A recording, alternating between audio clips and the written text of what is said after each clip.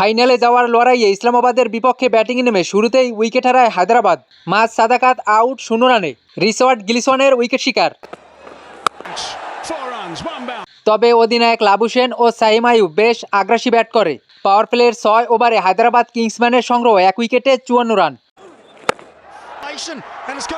Saim Ayub out 27 বলে 38 run করে। Chris গ্রিনের উইকেট শিকার। 10 ওভারে হায়দ্রাবাদ তোলে 2 উইকেটে 74 রান।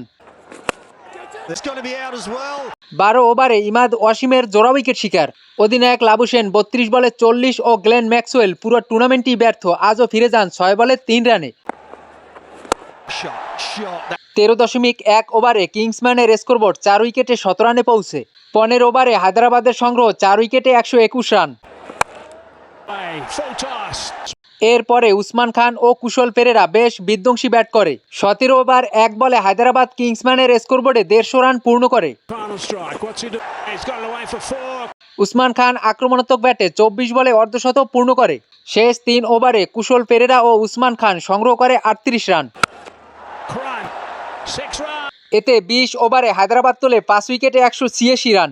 পেরেরা 21 বলে 37 ও উসমান খান 30 বলে 61 রানে ছিল অপরাজিত।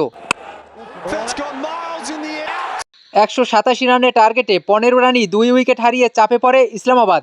সামির মিনহাজ 6 ও মহাসিন রিয়াজ আউট 5 রানে।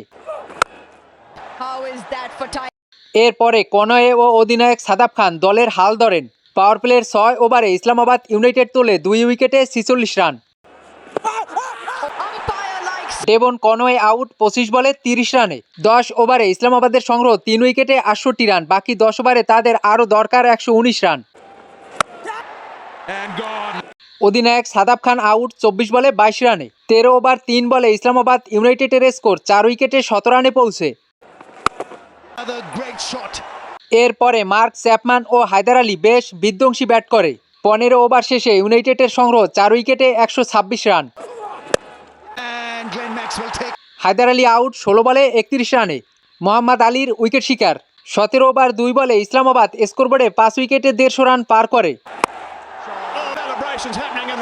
মার্ক চ্যাপম্যান 26 বলে 43 রানে ফিরে গেলেও ফাহিম আশরাফ ও ক্রিস গ্রিনের বিধ্বংসী ব্যাটে ম্যাচ নিয়ন্ত্রণে ইসলামাবাদের।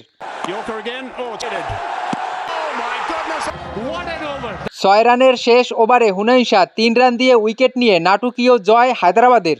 2 রানের জয়ে প্রথম অংশগ্রহণ করেই হায়দ্রাবাদ পৌঁছল ফাইনালে।